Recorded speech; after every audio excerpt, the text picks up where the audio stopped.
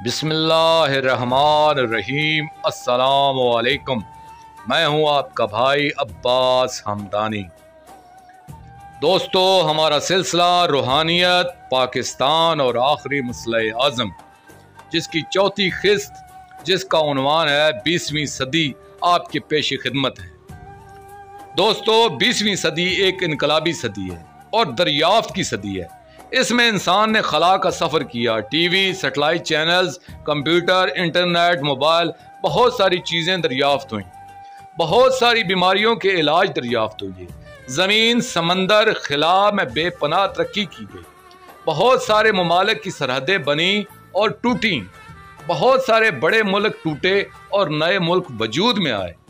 तो दूसरी तरफ एटम बम, हाइड्रोजन बम और दूसरा ख़तरनाक तरीन असला जंग अजीम अव्वल, दोम और लातादाद दूसरी छोटी बड़ी जंगें भी इसी सदी का तोहफा हैं। दोस्तों, जब रूहानी दुनिया में अपसेट होता है या अनबैलेंसिंग होती है तो आम दुनिया में इसके असरात शदीद तरीके से जाहिर होते हैं। आपको बताया था कि रूहानियत के दो मंबे होते हैं, खैर और शर, और दोनों अपनी अपनी पॉलिसियों का नफाज चाहते होते हैं। और ये एक फर्द से शुरू होकर कौम, मुल्क और पूरी दुनिया तक जाल फैला होता है। कोई भी शख्स रूहानियत के इन दोनों हिस्सों से बाहर नहीं होता। और रूहानी लोगों के अपने मुफादात होते हैं और ये हमेशा बरसरे पैकार रहते हैं। आपको यह भी बता दूं कि यह दौर जमाल का है, जलाल का नहीं। इसलिए रूहानियत खैर जो है ये हमेशा दफाई अंदाज अपनाई हुई है और शर का अंदाज जारहाना है। और जब जलाल का दौर आएगा, आखिरी मसले आज़म के दौर में, तो जमाल का दौर खत्म हो जाएगा और इस वक्त जलाल का मुकम्मल गलबा होगा और शर को जड़ से खत्म कर दिया जाएगा। फिलहाल शर को मौका दिया जा रहा है कि वो खुलकर खेले और अरूज हासिल करे, इसके दिल में कोई हसरत बाकी ना रहे। दोस्तों, जंग अजीम अव्वल में अगर मरकजी नुकसान हुआ है तो मुसलमानों को हुआ है। खिलाफत उस्मानिया को तोड़ दिया गया और बहुत सारे अरब मुबालक आज़ाद करा दिए गए और वहां अपनी मर्जी की पॉलिसियां नाफज कराई गई और मुसलमानों को अलग अलग करके कमजोर कर दिया गया। क्यों?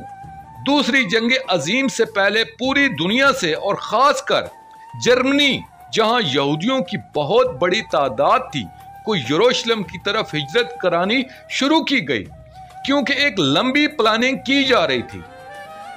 दूसरी जंग अजीम भी जर्मनी ने शुरू की और इस जंग में जिन यहूदियों ने हिजरत नहीं की थी यरूशलेम की तरफ, सिर्फ इनका कत्ले आम किया गया और बाकियों को डरा धमका कर हिजरत पर मजबूर किया गया।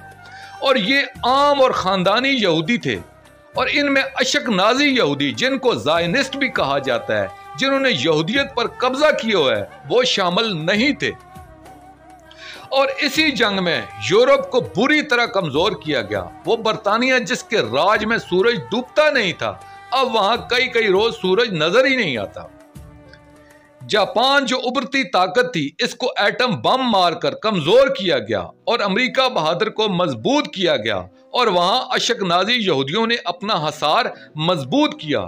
रोथशाइल्ड फैमिली ने बैंकिंग, सूद के कारोबार के जरिए अमेरिका और दुनिया की माशियत को अपने पंजों में जकड़ लिया और इसी वक्त इसराइल का क़याम अमल में लाया गया, जिसकी वजह से ये सारा शैतानी खेल रचाया गया था। मुसलमान तो पहली जंग अजीम में ही तोड़ दिए गए थे और ये सिवाय एहतजाज के कुछ ना कर सके। जब इन सब ने मिलकर इसराइल से जंग की तो 6 दिन में इस सारे अरब भागकर माफी मांगना शुरू हो गए।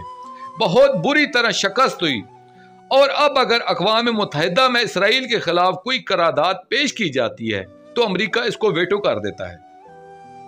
यह तो सारा नेगेटिव स्पिरिचुअल वालों का खेल था। अब यहां पर पॉजिटिव स्पिरिचुअल वालों ने क्या किया, क्या गेम की? उन्होंने दुनिया के एक अलग कोने में अपने लिए एक अलग रियासत पाकिस्तान का काम कराया कि मुस्तकबिल में यही हमारा हेडक्वार्टर होगा। दोस्तों, 1920 में अमेरिका में टेलीपैथी सिग्नल्स पर काम शुरू हुआ और 1955 में इस पर कानून बनाकर आम आवाम पर पाबंदी लगा दी गई कि यह खतरनाक है कि इसका माहिर दूर बैठकर किसी भी दूसरे शख्स के जहन को ऑपरेट करके वारदात करवा सकता है और पकड़ा भी नहीं जाएगा। लेकिन खुफिया तौर पर इस पर हुकूमती सतह पर काम जारी था और है, और तमाम बड़े ममालिक में इस पर खुफिया तौर पर काम होता है। अब तो इसमें बहुत एडवांस हो चुका है। रूस में दिमाग की ताकत से यानी दिमागी सिग्नल के जरिए मिसाइल तक ऑपरेट के कामयाब तजर्बे हो चुके हैं, और बड़े ममालिक बहुत पहले ये समझ चुके थे कि मुस्तकबिल में तरक्की वो मुल्क करेगा जिसके पास रूहानी हथियार ज्यादा होंगे। इसलिए तो हिटलर ने अपनी डायरी में लिखा था कि इत्तेहादियों के पास हमसे ज्यादा बेहतर स्पिरिचुअल हथियार थे, जिस बिना पर हम हार गए हैं। दोस्तों, आखिरी मसले आजम के दौर में इनका सबसे बड़ा मुखालफ इसराइल होगा, जिसके पीछे दुनिया की सारी शैतानी और दजाली कुव्वतों का हाथ है। इनके ज़हूर से पहले भी सारे रोड़े अटका रहा है, क्योंकि शर अपनी हुकूमत और पॉलिसियों का नफाज चाहता है। न्यू वर्ल्ड ऑर्डर क्या है? इल्यूमिनाती ग्रोव, फ्री मैसन, कहाल और दूसरी यहूदी और दजाली खुफिया तंजीमें इसके लिए काम कर रही हैं, और दुनिया में एक एक शख्स का कंट्रोल किया जा रहा है। अब मोबाइल फोन के जरिए तो हर शख्स का डेटा इनके पास है और हर फर्द इनकी नजरों में है। दोस्तों, आखिर में आपसे गुजारिश करूंगा कि अपनी कीमती राय का इजहार ज़रूर किया करें, ताकि मेरी हौसला अफजाई होती रहे और दुरुस्ती होती रहे। दोस्तों, आखिर में अपने पाक शहनशाह की बारगाह में दुआ करेंगे।